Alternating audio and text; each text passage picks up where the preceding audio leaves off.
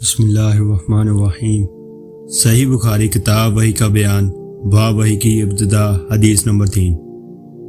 یحییٰ بن بکیر لیث عقیل ابن شہاب عروہ بن زبیرام المومنین حضرت عائشہ رضی اللہ تعالیٰ عنہ سے روایت کرتے ہیں کہ انہوں نے فرمایا کہ سب سے پہلی وحی جو رسول اللہ صلی اللہ علیہ وسلم پر شروع ہوئی وہ اچھے خواب تھے جو بحالت نیند آپ صلی اللہ علیہ وسلم دیکھتے تھے۔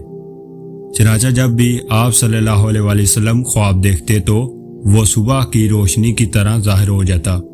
پھر تنہائی سے آپ صلی اللہ علیہ وسلم کو محبت ہونے لگی اور غار حرا میں تنہا رہنے لگے، اور قبل اس کے کہ گھر والوں کے پاس آنے کا شوق وہ وہاں تہنس کیا کرتے۔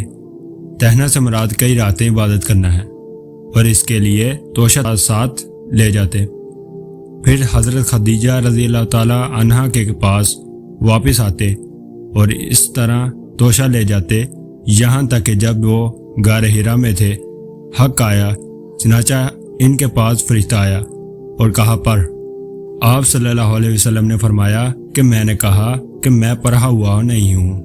آپ صلی اللہ علیہ وسلم بیان کرتے ہیں کہ مجھے فرشتے نے پکڑ کر زور سے دبایا یہاں تک کہ مجھے تکلیف محسوس ہوئی، پھر مجھے چھوڑ دیا اور کہا پر میں نے کہا میں پڑھا ہوا نہیں ہوں۔ پھر دوسری بار مجھے پکڑا اور زور سے دبایا یہاں تک کہ میری طاقت جواب دینے لگی، پھر مجھے چھوڑ دیا اور کہا پر میں نے کہا میں پڑھا ہوا نہیں ہوں۔ آپ صلی اللہ علیہ وسلم فرماتے ہیں کہ تیسری بار پکڑ کر مجھے زور سے دبایا، پھر چھوڑ دیا اور کہا پر اپنے رب کے نام سے جس نے انسان کو جمے ہوئے خون سے پیدا کیا، پر اور تیرا رب سب سے بزرگ ہے۔ رسول اللہ صلی اللہ علیہ وسلم نے اسے دہرایا اس حال میں کہ آپ کا دل کانپ رہا تھا۔ چنانچہ آپ حضرت خدیجہ رضی اللہ تعالیٰ عنہ کے پاس آئے اور فرمایا کہ مجھے کمبل اڑا دو، مجھے کمبل اڑا دو۔ تو حضرت خدیجہ رضی اللہ تعالیٰ عنہ نے کمبل اڑا دیا یہاں تک کہ آپ کا ڈر جاتا رہا۔ حضرت خدیجہ رضی اللہ تعالیٰ عنہ سارا واقعہ بیان کر کے فرمایا کہ مجھے اپنی جان کا ڈر ہے۔ حضرت خدیجہ رضی اللہ تعالیٰ عنہ نے کہا ہرگز نہیں، اللہ کی قسم اللہ تعالیٰ آپ صلی اللہ علیہ وسلم کو کبھی بھی رسوا نہیں کرے گا۔ آپ صلی اللہ علیہ وسلم تو صلہ رحمی کرتے ہیں، ناتوانوں کا بوجھ اپنے اوپر لیتے ہیں، محتاجوں کے لیے کماتے ہیں، مہمانوں کی مہمان نوازی کرتے ہیں اور حق کی راہ میں مصیبتیں اٹھاتے ہیں۔ پھر حضرت خدیجہ رضی اللہ تعالیٰ عنہ آپ صلی اللہ علیہ وسلم کو لے کر ورقہ بن نوفل بن اسید بن عبد العزی کے پاس گئیں جو حضرت خدیجہ رضی اللہ تعالیٰ عنہ کے چچا زاد بھائی تھے۔ زمانہ جاہلیت میں نصرانی ہو گئے تھے اور عبرانی کتاب لکھا کرتے تھے، چنانچہ انجیل کو عبرانی زبان میں لکھا کرتے تھے۔ جس قدر اللہ چاہتا نابینا اور بوڑھے ہو گئے تھے۔ ان سے حضرت خدیجہ رضی اللہ تعالیٰ عنہ نے کہا اے میرے چچا زاد بھائی، اپنے بھتیجے کی بات سنو۔ آپ صلی اللہ علیہ وسلم سے ورقہ نے کہا اے میرے بھتیجے، تم کیا دیکھتے ہو؟ تو جو کچھ رسول اللہ صلی اللہ علیہ وسلم نے دیکھا تھا بیان کر دیا۔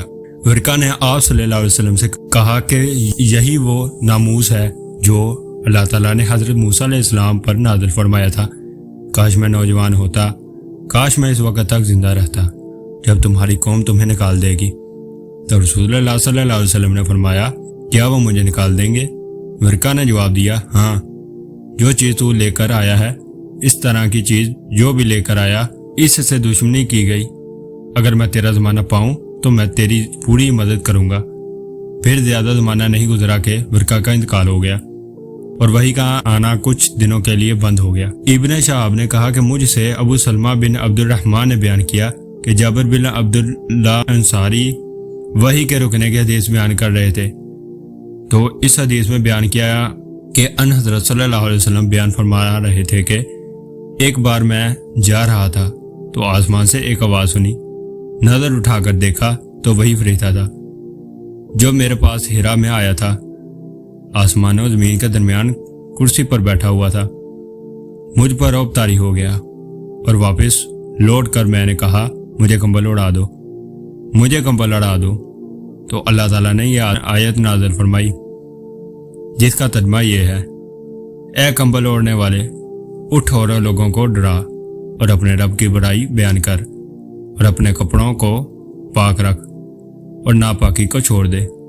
پھر وحی کا سلسلہ گرم ہو گیا اور لگاتار آنے لگی۔